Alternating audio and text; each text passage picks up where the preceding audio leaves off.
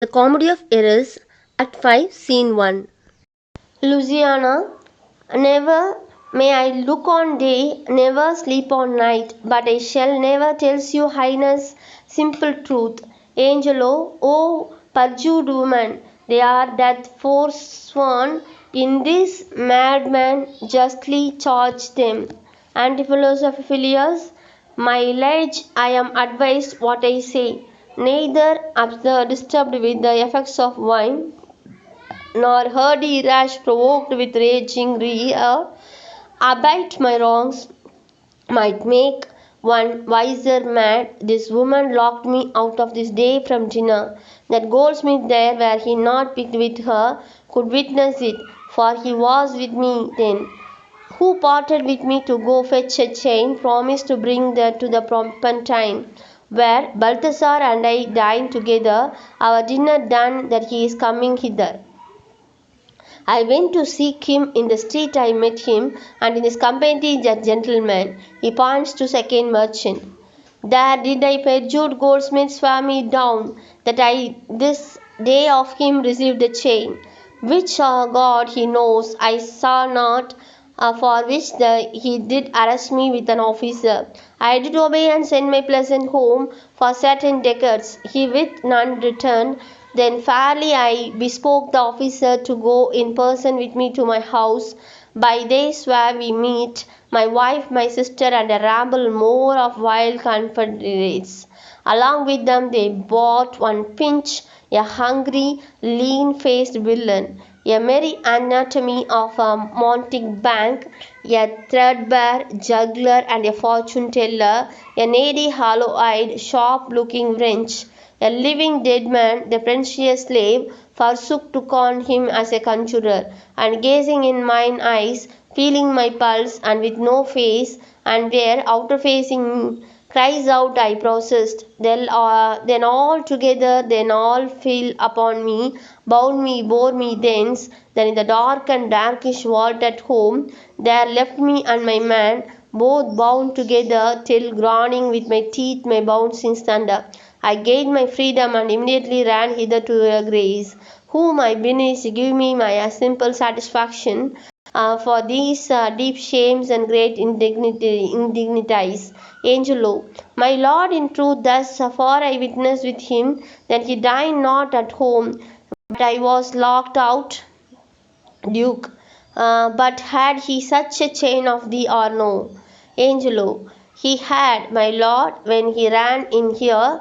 These people saw the chain about his neck. Second merchant to Antipholus of Ephesus. Besides, I'll be owned these years of mine. Here you confess you had the chain of him after you first swore on the mart, and thereupon I draw my sword on you, and then you fled into the abbey here. From thence I think you are come by miracle.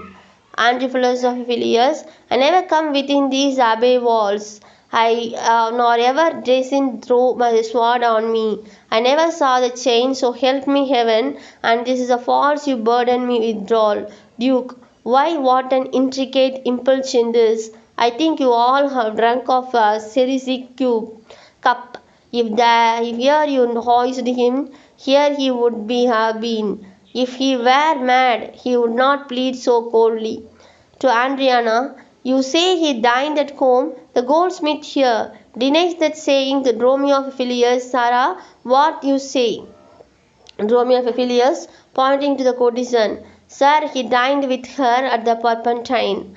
Courtesan, he did, and from my fingers snatched that ring. Antipholus of Phileas, sewing a ring. It's true, my liege, this ring I had of her. Duke, to courtesan, saw it's him enter the abbey here. Courtesan, as sure, my liege, as I do see your grace. Duke, why this is a strange. Go call the abbess hither. Exit one to the abyss. I think you are all mated or stark mad. And then Eugenian, most mighty Duke, vouchsafe my speak a word.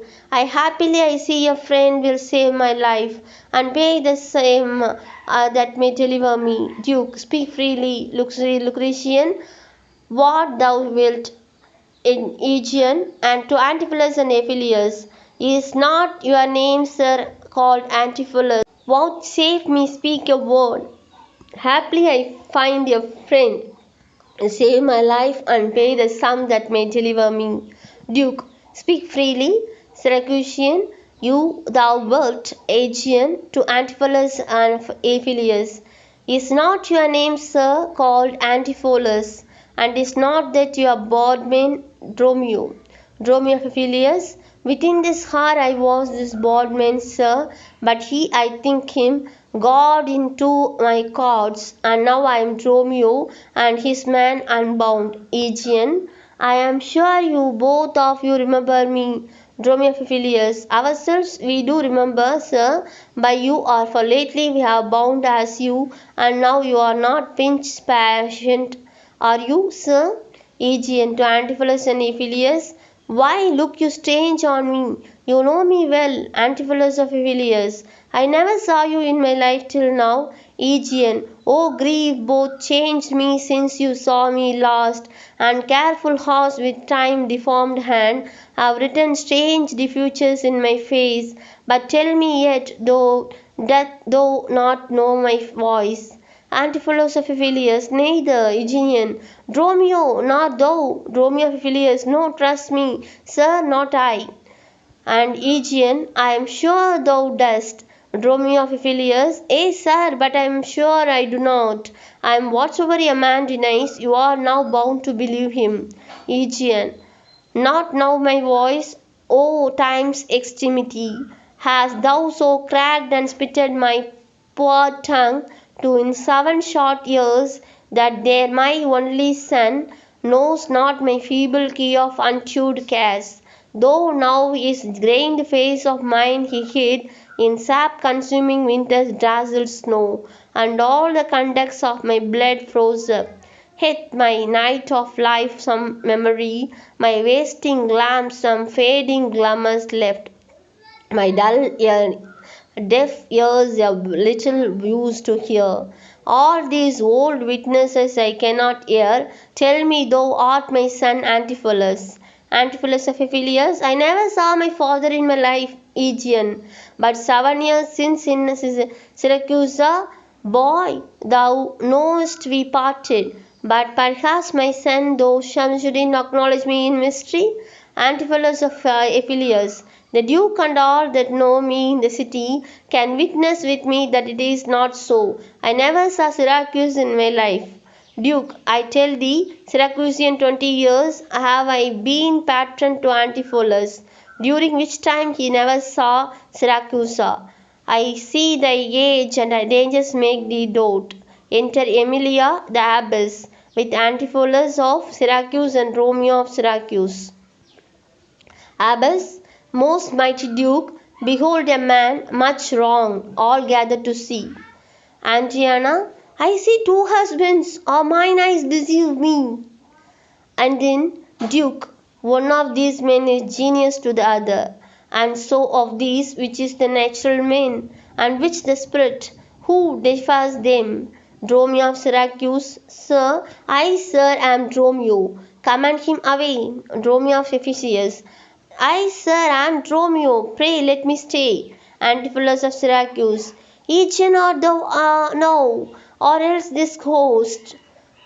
Dromio of Syracuse, O my old master, who hath bound him here? Abbess, whoever bound him, I will loose his bonds and gain a husband by liberty. Speak, old Aegean, if thou he is the man who hast a wife once called Emilia, that bore thee a burden to fair sons, and thus be the same Aegean speak, and speak unto the same Emilia. Duke, why here begins his morning story straight?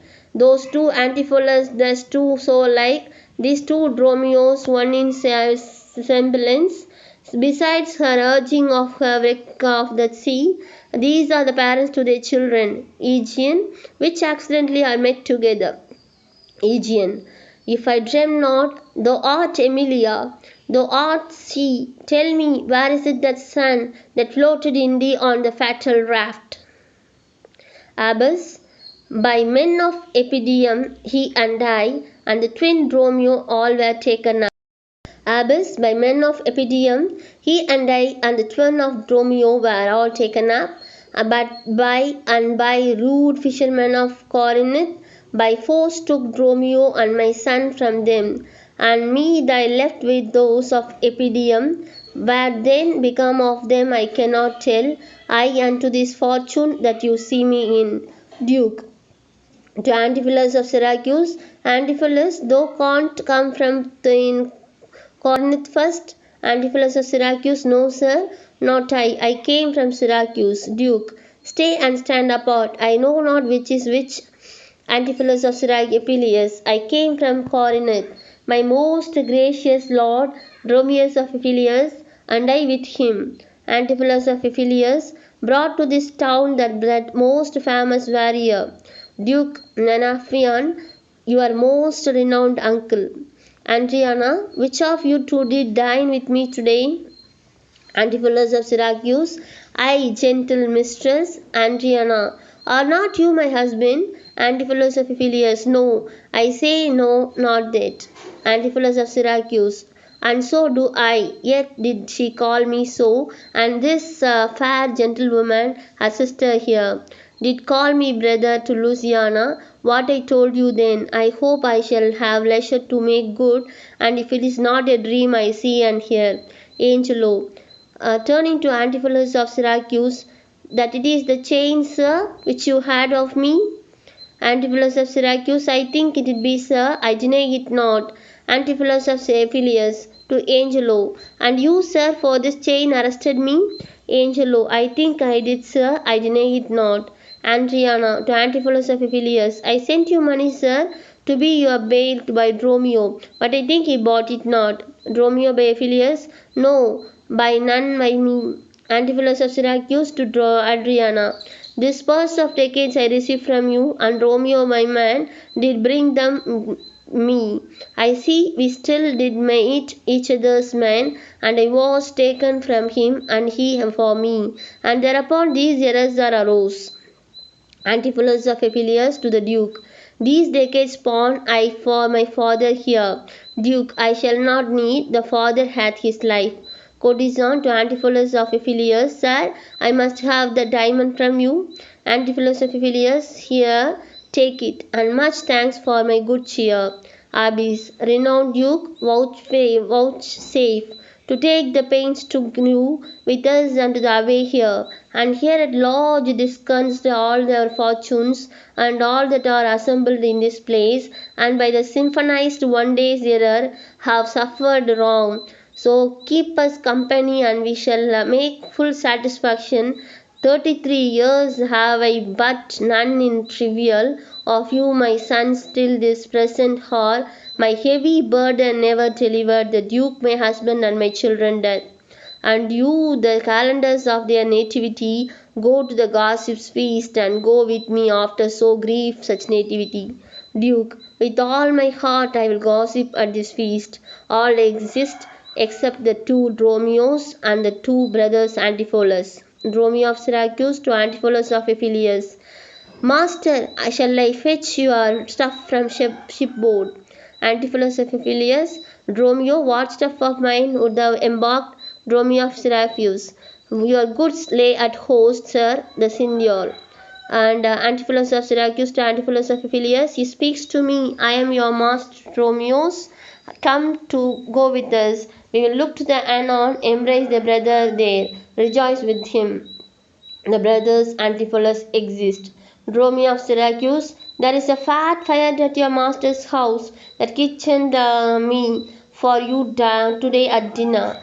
She now shall be my sister, not my wife. Dromio of Epicus, methinks you are my glass, and not my brother. I see my you am sweet-faced youth. Will you walk in, see their gossiping? Dromio of Syracuse, not I, sir, you are my elder. Dromio of Epilius, that's a question I shall be tried.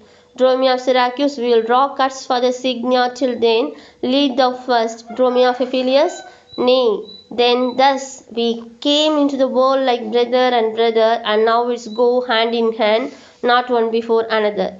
They exist. Now the whole play exists within the lines of 1800